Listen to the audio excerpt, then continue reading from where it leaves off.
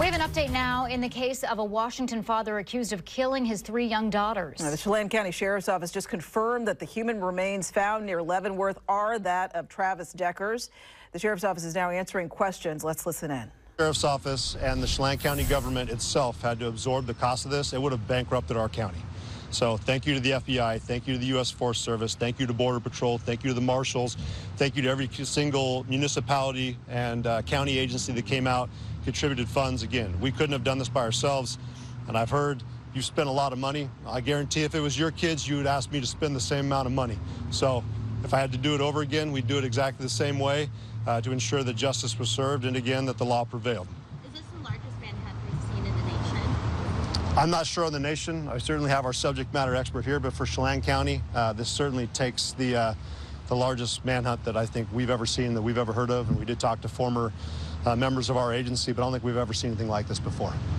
Sheriff, is there a timeline for the coroner's office as to when they have some more definitive results as to what caused the matter? They said it could take months.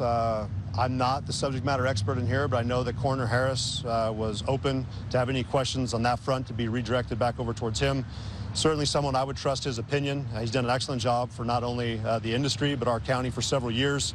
We're going to miss him, but I know we've got a good candidate coming up behind him with Deputy Earl Crow that's going to be taking that position potentially. So we've got good people in there. I know they'll get the results when they get them. Anything else from anybody? Thank you for your hard work, Sheriff. Well, it was definitely a group effort. The Sheriff's Office didn't do this by ourselves. I know I get to stand up here and take some credit, but we didn't do this by ourselves. It certainly was a group effort. The Marshal Service was key. Again, they took on the workload that was this manhunt. The FBI was certainly pulling every string they could behind the scenes, getting additional resources. If we hadn't got the additional funding for that third search, I get that we didn't get the results we wanted to, but we certainly did everything and was showing that we weren't willing to give up. We were going to continue to do what we need to do, but we're just appreciative for all of our partners that came alongside us.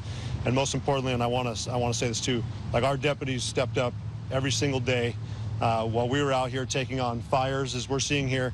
The 365-day, 24/7 coverage that we provided was still being taken care of. You've seen our deputies at work handling other cases, and I appreciate them too. They've done a lot of personal sacrifice, and we continue to be here and support them, just appreciative of their efforts. I appreciate it. Thank you. Appreciate you coming. And thank you for being supportive of us during this time. We're looking forward to closing this case out. And to Whitney. Okay, you've been listening in as the Chelan County Sheriff is just wrapping up a press conference with reporters there, giving an update that the remains found, they've confirmed the DNA they found near Leavenworth are those of Travis Decker, the man who was wanted for killing his 3 young daughters, and that manhunt has now come to an end. Well, still ahead here on